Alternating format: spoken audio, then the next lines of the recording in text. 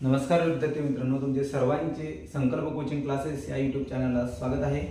मित्रांनो, आज आपण बऱ्याच दिवसानंतर आज या ठिकाणी व्हिडिओला सुरुवात करतो। पुन्हा या ठिकाणी नव्याने आपण सुरुवात करणार आहे इयत्ता 10वी स्टँडर्ड 10th। ओके, त्याच्यामधला या ठिकाणी फर्स्ट चॅप्टर आहे। तर पार्ट 1 मधला फर्स्ट चॅप्टर आहे linear equation in two variable. तर सर्वांनी या ठिकाणी व्हिडिओ शेवटपर्यंत बघायचा आहे, कुठेही स्किप करायचा नाही मित्रांनो, जेणेकरून तुम्हाला हा व्हिडिओ पूर्ण समजणार आहे। ओके, तर चला तर सुरू करू।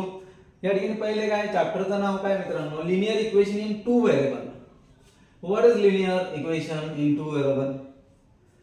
लिनियर इक्वेशन म्हणजेच काय? लिनियर इक्वेशन म्हणजेच काय तर आपण हे समजून घेऊ। म्हणजे याचा मराठीत काय होणार आहे, linear equation in two variable म्हणजे दोन चलातील रेषीय समीकरणे, दोन चलातील रेषीय समीकरणे।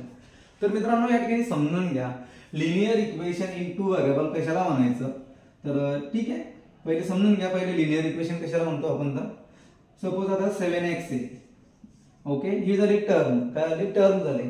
याच्यामध्ये हा x आहे ना, हा x याला व्हेरिएबल म्हणायचं। काय म्हणायचं? व्हेरिएबल म्हणायचं। आणि हा 7 आहे ना, 7 याला कोएफिशिएंट म्हणायचं। काय म्हणायचं? कोएफिशिएंट। आणि याला काय म्हणायचं? व्हेरिएबल म्हणायचं। ओके, याला वाटा ह्या ठिकाणी काय झालं 7x। आता याला ही टर्म झाली मित्रांनो एक। आता सपोज आता या ठिकाणी झाला 7x + 1 = 8। ओके, आता लिनियर इक्वेशन झालं का? नाही झालं। का? इथे काय 7x + 1 = 8 झालं। इथे आपल्याला या ठिकाणी हे झालं वन व्हेरिएबल इक्वेशन। काय आलं? One variable equation. आता डेफिनेशन व्यवस्थित समजून घ्या तुम्ही, किंवा लिनियर इक्वेशन इन टू व्हेरिएबलची डेफिनेशन समजून घ्या, की ज्याच्यामध्ये ज्या इक्वेशन मध्ये वेगवेगळे डिफरंट व्हेरिएबल राहणार आहे अशा इक्वेशनला linear equation in two variable म्हणायचं। ओके, त्याला म्हणायचं linear equation two variable. Clear का मित्रांनो? ओके, ठीक आहे। आता या ठिकाणी कसं, आणि सर्वात महत्त्वाचं म्हणजे त्याची डिग्री आहे ना 7x। आता या ठिकाणी 7x + 4y = 1। आता काय 7x + 4y = 1 आहे। ओके, हे आहे का लिनियर इक्वेशन? आहे का? यस आहे का? मी काय सांगितलं मित्रांनो तुम्हाला, की ज्या इक्वेशन मध्ये डिफरंट व्हेरिएबल आहे त्याला म्हणायचं किंवा लिनियर इक्वेशन। काय म्हणायचं? Linear equation in two variable.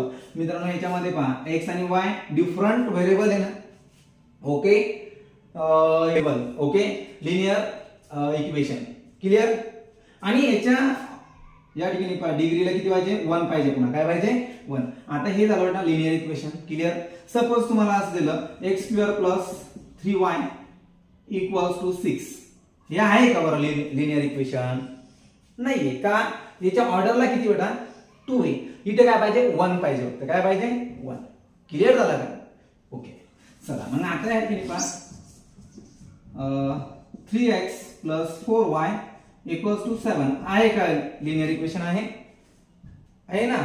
Okay, कारण की ऑर्डरला काय 1 आहे आणि इथे डिफरंट व्हेरिएबल आहे। क्लिअर का? हे क्लिअर झालं मित्रांनो तुमचं सर्वांचा?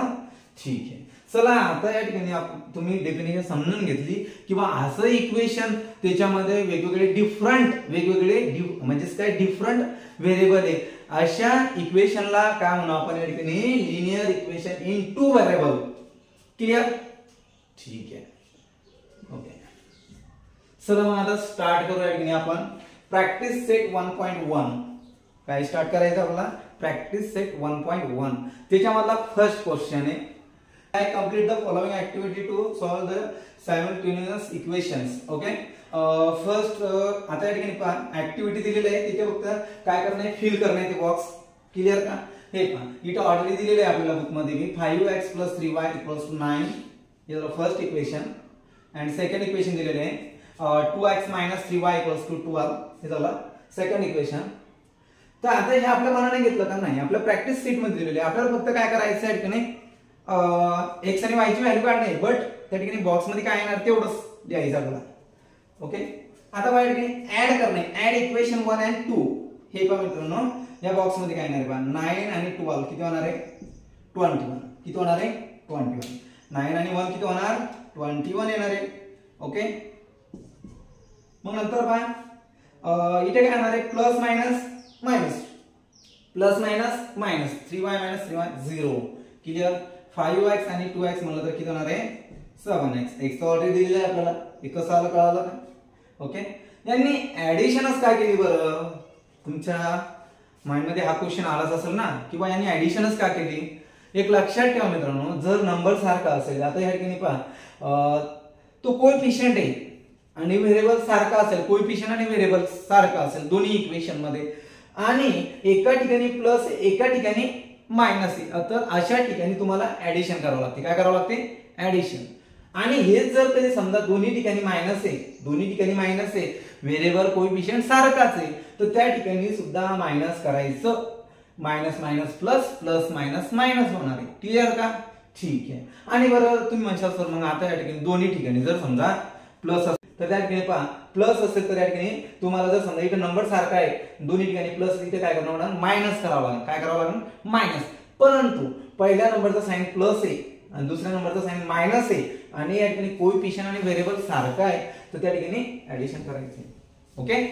चला आता बघा हे 21 इथे लिहून घेऊया आपण. काय 7 आहे हे मल्टिप्लाय मध्ये डिव्हिडेशन मध्ये येणार आहे बरोबर का. इथे येणार आहे 21/7. इथे बघा काय होणार आहे 7 1 चा 7 7 2 चा 14 7 3 चा 21. इथे येणार मित्रांनो 3. x ची व्हॅल्यू काय आली 3 आली. क्लिअर झालं. ओके.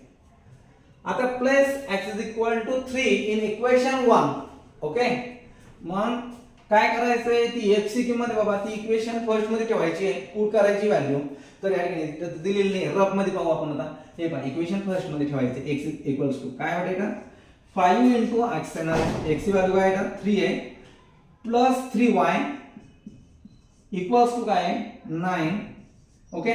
हे पहा 5 3 चा 15 प्लस 3y इक्वल्स टू 9. आता हा 15 आहे हा प्लस मध्ये इकडे आल्यावर मायनस मध्ये, म्हणजे इथे येणार आहे 3y इक्वल्स टू 9 - 15. हे पहा मित्रांनो ह्या ठिकाणी ही स्टेप दिलेली नाही, परंतु आपल्याला रफ मध्ये करून घ्यावं लागणार. म्हणजे ह्या ठिकाणी काय आलं इथं आलं 5 * इथे काय करावं लागणार आपल्याला पाहिजे x ऐवजी काय येणार आहे का 3 येणार आहे. ओके का. आणि नंतर बाय ठिकाणी 5 3 चा 15 होणार आहे. बट आता या ठिकाणी हा 15 आहे हा प्लस मध्ये इकडे आल्यावर मायनस मध्ये. मी इथे स्टेप करून दाखवली की तुम्हाला 5 3 चा 15 plus 3y equals to 9.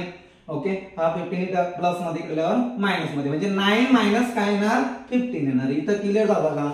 Yes no. Okay very good. इथे येणार आहे का मायनस येणार आहे, म्हणजे इथे ह्या बॉक्स मध्ये येणार आहे -15. ओके. तर या ठिकाणी पहा आता काय इथं 3y इक्वल्स टू 9 - 15. 9 मधून 15 जातो का नाही जात ना. ठीक आहे. मग 15 मधून 9 काढू ना. क्लिअर का. 15 मधून 9 काढला तर किती राहणार आहे 6 राहणार आहे. बट लार्जेस्ट नंबर काय आहे इथं 15 आहे. मोठा नंबर कोणता आहे 15 आहे, म्हणजे 15 आहे. त्याचं साइन काय मायनस आहे ना, म्हणून इथं मोठ्या संख्येचं साइन येणार आहे -6. क्लिअर झालं. आता ह्या ठिकाणी पहा हे -6 आलं इथं. पुन्हा इथे खाली पहा हे 3 इथं मल्टिप्लाय मध्ये इकडे आल्यावर डिव्हिडेशन मध्ये, म्हणजे येणार -6 -6/3. 3 1 चा 3 3 2 चा 6. बट या ठिकाणी काय एका ठिकाणी प्लस आहे एका ठिकाणी मायनस आहे, तर आन्सरला या ठिकाणी साइन येणार आहे मायनस. क्लिअर. मग आता या ठिकाणी solution is x is 3 and y is -2. Clear. Okay मित्रांनो आजचा पॉइंट तुम्हाला क्लिअर झालेला असेल. ठीक आहे. तर मित्रांनो आणखी पण तुम्ही आपल्या चॅनलला सबस्क्राईब केलं नसेल तर सबस्क्राईब करा, लाईक करा व शेअर करा. धन्यवाद.